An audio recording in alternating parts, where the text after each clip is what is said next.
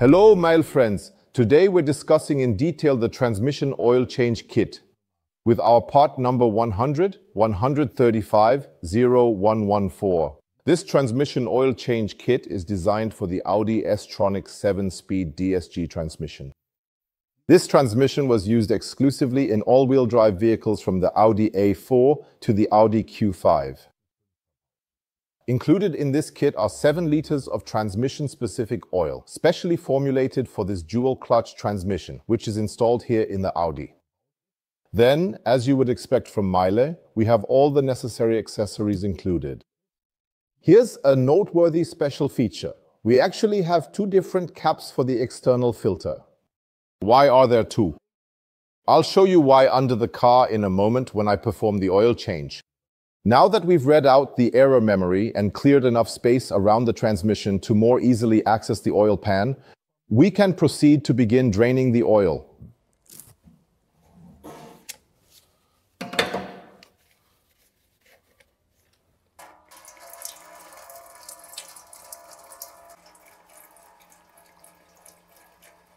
While the oil is draining from the oil pan, we can now carefully replace the external oil filter. It's important to note that there are actually 2 different versions of the filter cap that can be installed there. As shown in our assembly instructions, there is version 1, which features an additional plastic clip that securely holds the cap against rotation, or version 2. In that case, there is a locking tab on the filter console that also effectively prevents the cap from rotating.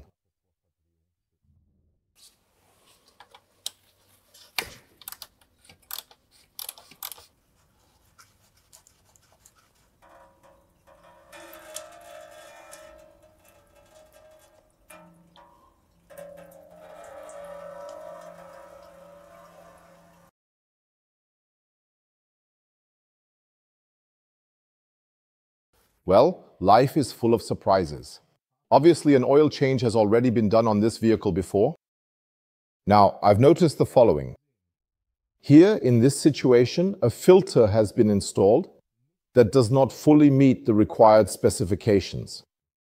You can clearly see how the filter has collapsed. This is an indicator that the filter does not have the necessary flow rates, which a filter like this must have. Of course, this can lead to insufficient lubrication in the transmission and consequently to very expensive consequential damage. Just for comparison, this is how the real filter should look. Stop, here we have it. This is a paper filter. This is what we call wound filter paper. For comparison, this right here is actually some kind of fiber material.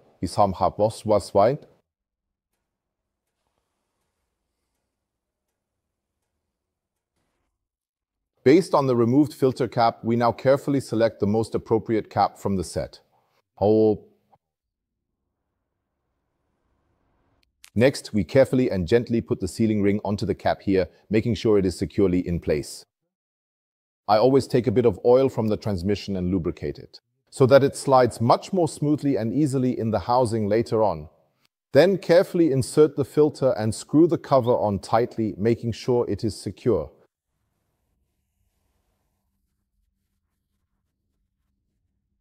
Tightening torque here is 8 Newton meters.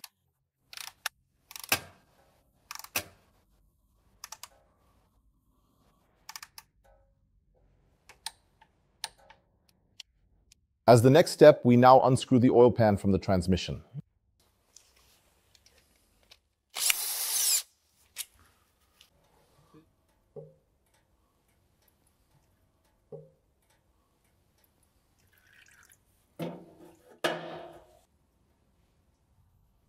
Next, I will now remove the oil pan gasket, clean the oil pan, and replace the magnets.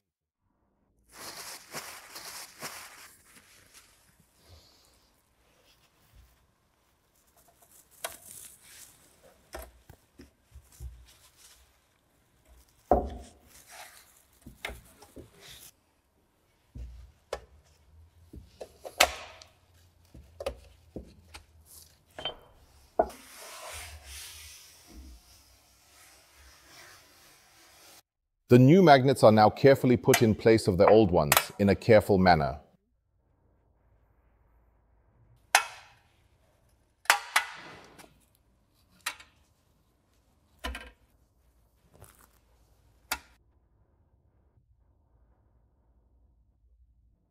Next, we can now remove the filter. We have to be particularly careful here because there is an electrical wire on the back that we shouldn't damage. You can simply pull it out to the back. You can hear it gurgling. A bit of residual oil still comes out of the mechatronics, and then you can pull it downwards. The tube is now pushed from the filter into the transmission at the front here. And after that, the filter needs to be pressed in up here. There is a ring on the filter here, but it does not have a sealing function. It's only there to ensure the filter sits properly.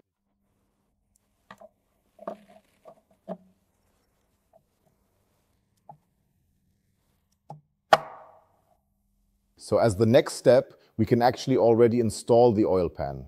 But before we do that, we need to properly clean the sealing surface. This should be as grease-free as possible.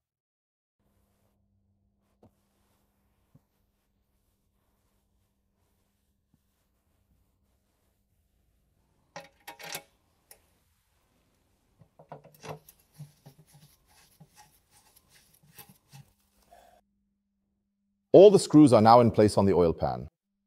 We will now securely tighten them in a crisscross pattern with 10 Newton meters per screw.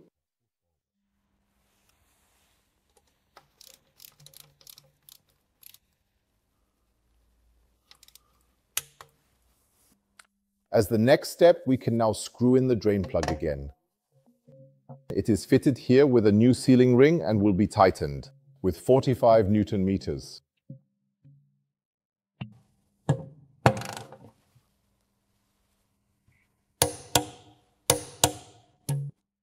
Now, as the next step, we can already fill the transmission. We fill in transmission oil until the oil starts to run out of the transmission fill plug. The engine is off during this process.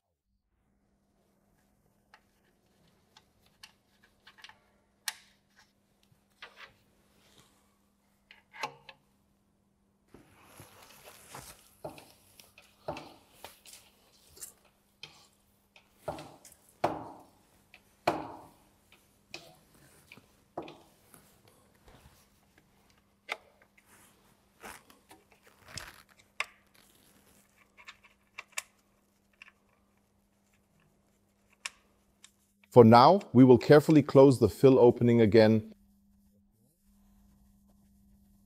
and move on to the next step.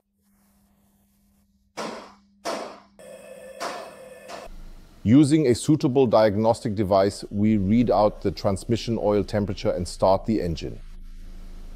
The tester is connected. We have selected transmission oil temperature. Why? We need a test temperature between 30 and 50 degrees. Next, we carefully shift through all of the available drive positions, holding each one for at least 2 seconds.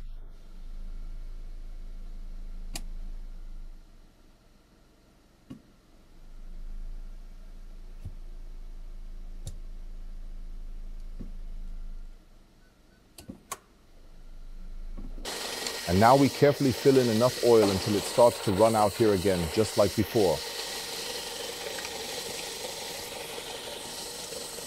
The transmission oil is now running out. We have now reached the correct oil level. I can now carefully screw in the fill plug, which is also called the inspection plug, and securely tighten it to 45 Newton meters.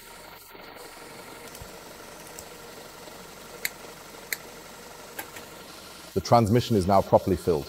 The fill level is correct. I will now reassemble the car so it is ready to drive again. Take a test drive and then read out the error memory again. Have fun and drive safely.